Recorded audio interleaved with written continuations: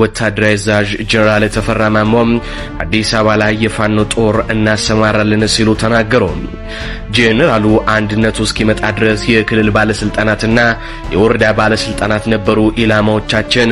አሁን በአዲስ አበባ ያሉ ጠቅላይ ሚኒስትሩን ጨምሮ ሚኒስትሮቻቸው በራዳራችን ውስጥ ገብተዋል ብለዋል። ጀነራሉ በአዲስ አበባ የመንግስት ባለስልጣናትን የሚገድሉ ሴሎች እናሰማራለን፣ ጦርነቱንም ከአማራ ክልል እናወጣዋለን ብለዋል። ዝርዝር ይዘን በሌላ በኩል በአማራ ክልል የሚደረጉ ውጊያዎች ሲቀጥሉ በወሎ በዙ 23 የታጀበው የአገዛዙ ጦር በምሮ ወዳጁ ልጆች አይቀጡ ቅጣት ተቀጥቷል። ወደ ቀጣዩ ዘገባችን ስናልፍ የአራት ኪሎ ድንጋጤ የፋኖ አንድነት የጠነሰሰው መርዛማ ሴራ ሾልኮ ወጣ። ሰባቱ የአብይ አህመድ የጥፋት ትዕዛዛት ወልቃይትና ራያን የመሸጥ አዲስ ድራማ።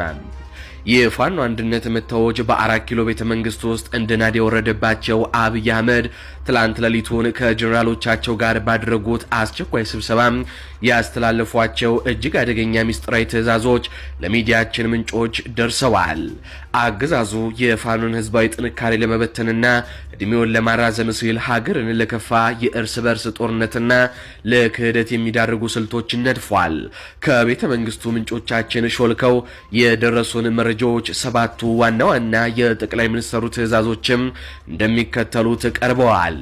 አንደኛ፣ ወልቃይትና ራያን ለህወሓት አሳልፎ መስጠት። አብይ አህመድ ፋኖን ለማዳከም ሲሉም የአማራ ህዝብ የህልውና ጥያቄ የሆኑትን ወልቃይት ጠገዴንና ራያን ሙሉ ለሙሉ ለህወሓት እንዲሰጡም ትዕዛዝ አስተላልፈዋል ነው የተባለው። ይህ እርምጃ ህወሓትን በማባበል ከፋኖ ጋር ሊፈጠር የሚችለውን ማንኛውንም ግንኙነት ለማቋረጥ የታለመ የክህደት ፖለቲካ ነው ተብሏል። ሁለተኛው የጠቅላይ ሚኒስትሩ ትዕዛዝ የህወሓትን ህጋዊነት መመለስና በትግራይ ምርጫ ማካሄድ የሚለው ነው። አገዛዙ ህወሓትን እንደ ታማኝ አጋር በመጠቀም በኩል ያለውን ስጋት ለማስወገድ የድርጅቱን ህጋዊ ሰውነት በአስቸኳይ እንዲመለስና በትግራይ ክልል ምርጫ እንዲካሄድ እንዲመቻች አዟል ነው የተባለው። እንደ ምንጮቻችን ከሆነ የፋኖን ብቻውን ነጥሎ ለመምታት የታለመ ስልት ነው። በዚህም ህወሓትን ከጎኑ ለማሰለፍ እየጣረ ነው ተብሏል። ሶስተኛው የውሸት አንድነት የፕሮፓጋንዳ ዘመቻ ይጀመር ሲሉ ጠቅላይ ሚኒስትሩ ትዕዛዝ ሰጥተዋል። በፋኖ አንድነት ምስረታ ላይ ህዝቡ ተስፋ እንዲቆርጥ ለማድረግ የአንድነት ምስረታው የውሸት ነው የሚል ሰፊ የፕሮፓጋንዳ ዘመቻ እንዲጀመር ትልቅ በጀትም ተመድበዋል። አገዛዙ በሶሻል ሚዲያ ሰራዊቱ አማካኝነት የፋኖ መሪዎችን እርስ በርስ የሚያጋጩ ወሬዎችን እንዲያሰራጭም ጠቅላይ ሚኒስትሩ አዘዋል። አራተኛ የሐሰተኛ ባንዲራ ጥቃቶች ናቸው። በወልቃይትና ራያ አካባቢዎች ፋኖችን በትግራይ ተወላጆች ላይ ጥቃት ፈጸሙ የሚል የተቀነባበረ ድራማ እንዲሰራም ተወስኗል።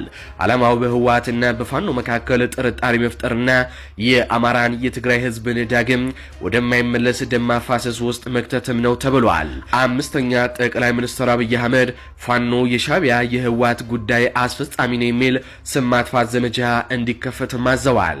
አገዛዙ ፋኖን ከአማራ ህዝብ ለመነጠል ሲል የኤርትራና የህወሓት ቅጥረኛ ተላላኪም አድርጎም የመሳለ ስራ እንዲሰራ አዟል። ይህንን አጀንዳ ለማስፈጸም ተጨማሪ የሚዲያ ሰራዊት እንዲቀጠርና ለኮሙኒኬሽን ቢሮም ልዩ ትዕዛዝ ተሰጥቷቸዋል። ስድስተኛ የባህር በር አጀንዳ ለሽንገላ መጠቀምም የሚል ትዕዛዝ ወርዷል። የባህር በር ለማግኘት እየሰራን ነው፣ ፋኖና ህወሓት ግን እንቅፋት እየሆኑ ነው የሚል ትርክት እንዲሰራ አብይ አህመድ አዘዋል። አገዛዙ የራሱን ወታደራዊ ሽንፈት ለመሸፈን ፋኖን እንደ ሀገር ጠላት አድርጎ ለመፈረጅ ይህንን ብሔራዊ ስሜት የሚቀሰቅስ አጀንዳም ሊጠቀም አቅዷል የተባለው። ሰባተኛውና የመጨረሻው የጠቅላይ ሚኒስትሩ ትዕዛዝ የመከላከያው የክብር አባላትና የነጌትነት አዳነ ስምሪት ነው። መከላከያ ሰራዊቱ የሸለማቸው የክብር አባላቶቹም በአስቸኳይ ስራ እንዲጀምሩና የመከላከያን የፈረሰ ገጽታ እንዲገነቡም ትዕዛዝ ተላልፏል። የመከላከያ ቃል አቀባይ ለሆነው ለጌትነት አዳምነም ይህንን ፕሮፓጋንዳ እንዲመራም ጥብቅ መልእክት ደርሶታል የተባለው። ይህ ሾልኮ የወጣው መረጃ እንደሚያሳየው አብይ አህመድ በመደበኛው ውጊያ ፋኖን ማሸነፍ እንደማይችሉም አረጋግጠዋል። አሁን አብይ አህመድ የያዙት ከፋፍለህ ግዛንና ሀገርን በመሸጥ ስልጣንን ማቆየት የሚለውን አደገኛ መንገድ ነው። በተለይም የአማራ መሬት ለህወሓት አሳልፎ ለመስጠት መወሰናቸው በአማራ ህዝብ ላይ የተጀመረው የጀመረውን የዘር ማጥፋት ጦርነት ወደ አዲስ ምዕራፍ ለማሸጋገርም አስበዋል። የፋኖ አንድነት ለአገዛዙ የሞት ያክል ከብዶታል። 4 ኪሎ የጠነሰሰችው የሴራ ግን በህዝቡ ንቃትና በፋኖ ጥንካሬ እንደሚከሽፍ ይጠበቃል። አገዛዙ የሚዲያ ሰራዊት ቢቀጥርም በመሬት ላይ ያለው እውነታ ግን ፋኖ ወደ አዲስ አበባ እያደረገ ያለውን ጉዞም ማፋጠኑን ያሳያል። እንዳለ ጄኔራል ተፈራ ማሞ የብልጽግናን ኃይሎችን በፍርሃት ያንቀጠቀጠ ንግግር አደረጉ። አዲስ አበባ ላይ የፋኖን ጦር እናሰማራለን ሲሉ ጄኔራል ተፈራ ማሞ ተናገሩ። የኢትዮጵያ ፖለቲካና ወታደራዊ ሚዛን ዛሬ ድንገተኛ መልክን ይዟል። የአማራ ፋኖ ብሔራዊ ንቅናቄ አፋብን ወታደራዊ አዛዥ አንጋፋው ጄኔራል ተፈራ ማሞ የፋኖ አንድነትን ተከትሎ የአገዛዙን እድሜ የሚያሳጥር እጅግ አስደንጋጭ መግለጫም ሰጥተዋል። የአማራ ፋኖ ብሔራዊ ንቅናቄ ወታደራዊ አዛዥ አርበኛ ጄኔራል ተፈራ ማሞ አዲስ አበባን ጨምሮ በበርካታ ከተሞች ኦፕሬሽን የሚሰሩ የፋኖ ሴሎችን እንበትናለን ሲሉ ተናግረዋል። ጄኔራሉ አሁን አንድነቱ መጥቷል፣ ትኩረታችን በሙሉ 4 ኪሎ ቤተ መንግስት ውስጥ ያለው የኢትዮጵያ ጠላት ላይ ነው ብለዋል። ጄኔራል ተፈራ ማሞ እንዳሉት በአዲስ አበባና በተመረጡም የመላው ኢትዮጵያ ዋና ዋና ከተሞች ላይ የፋኖ ሴሎችን በማሰማራት የአገዛዙን ከፍተኛ ባለስልጣናት ለመደምሰስና በህዝቡ ላይ የተሰራውን በደል እናካክሳለን ብለዋል። እስካሁን ትኩረታችን የነበረው የክልልና የወረዳ ባለስልጣናት ነበሩ። አሁን ግን በሀገር ደረጃ ጠቅላይ ሚኒስትሩን ጨምሮ ሚኒስትሮች በራዳራችን ውስጥ ይገባሉ። የአንድነቱ ቁልፍ ይህንን ይከፍትልናል ሲሉም ተናግረዋል። ጄኔራሉ ዝርዝር ጉዳዮችን ባልገለጹበት ሁኔታዎች ውጊያውን ከአማራ ክልል በቅርቡ አውጥተን በእነርሱ ሜዳ እናደርገዋለን፣ እስከዛው ግን በአዲስ አበባና በሌሎች ከተሞችም ባለስልጣናትን ያተኮሩ ኦፕሬሽኖችን በቅርብ እንጀምራለን ብለዋል። ይህንንም ሰምቶ ካሁኑ ሚኮበልል ካለ ይኮብልል፣ ወደኛም የሚመጣ ካለ መንገዱ ክፍት ነው፣ ካልሆነ ግን በቅርቡ እንተያያለን ሲሉም ተናግረዋል። ጄኔራሉ ጦርነቱ ከአማራ ክልል ይወጣል በማለት አዲስ አበባን ጨምሮ በዋና ዋና ከተሞች የሚገኙ የአገዛዙ ባለስልጣናት ላይ ያነጣጠረ መብረቂያ ኦፕሬሽኖች እንደሚጀመሩም አስታውቀዋል። ጄኔራል ተፈራ ማሞ እንደገለጹት እስካሁን የነበረው ውጊያ በክልልና በወረዳ ባለስልጣናት ላይ ያተኮረ ነበር። አሁን ግን የፋኖ አንድነት መምጣቱም ግቡን ቀይሮታል ብለዋል። የጦርነቱ ማዕከል ጄኔራሉ እንዳሉት ውጊያውን ከክልሉ አውጥተን በእነርሱ ሜዳ እናደርገዋለን በማለት አዲስ አበባን የቀጣዩዋ ኦፕሬሽን ዋነኛ መድረክም አድርጓታል። ጠቅላይ ሚኒስትሩን ጨምሮ ከፍተኛ ሚኒስትሮች የፋኖ የጥቃት ኢላማ መሆናቸውን ጄኔራሉ በግልጽ ተናግረዋል።